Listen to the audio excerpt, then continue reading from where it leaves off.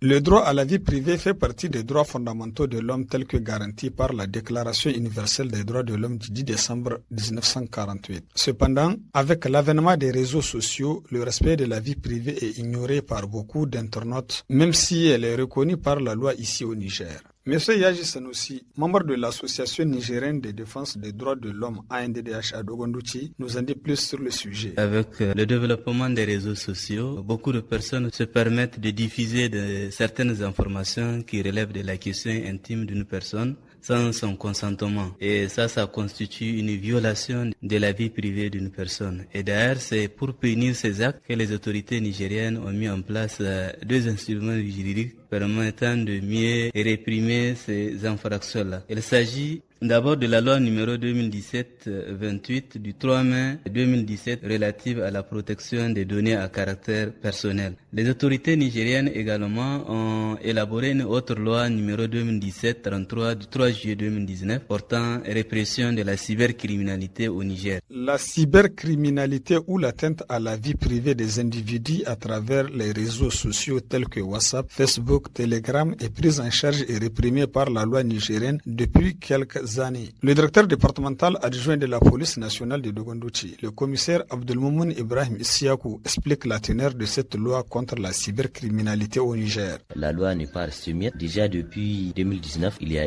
une loi qui porte sur la cybercriminalité. Cette loi elle a été modifiée par la loi 2022-30 du 23 juin 2022. La répression sur la cybercriminalité. Cette infraction implique l'ensemble des infractions commises par les moyens des télécommunications ou bien par un système d'information quelconque. Les gens utilisent ces moyens pour s'attaquer à des personnes. Ils courent de peine. Monsieur Yaji Sanoussi de l'ANDDH estime qu'il est nécessaire que l'autorité chargée de la régulation des médias sociaux veille au respect strict de la vie privée d'autrui sur la toile et sanctionne les contrevenants. La vie privée, vraiment, c'est un droit sacré de la personne humaine. Donc, il faut que ça ait des suites judiciaires. Aujourd'hui, beaucoup de personnes ignorent encore l'existence de cette législation qui réprime la cybercriminalité ou l'atteinte à la vie privée par le moyen des réseaux sociaux. Toutefois, les auteurs d'infractions pourraient être sanctionnés puisque nul n'est censé ignorer la loi.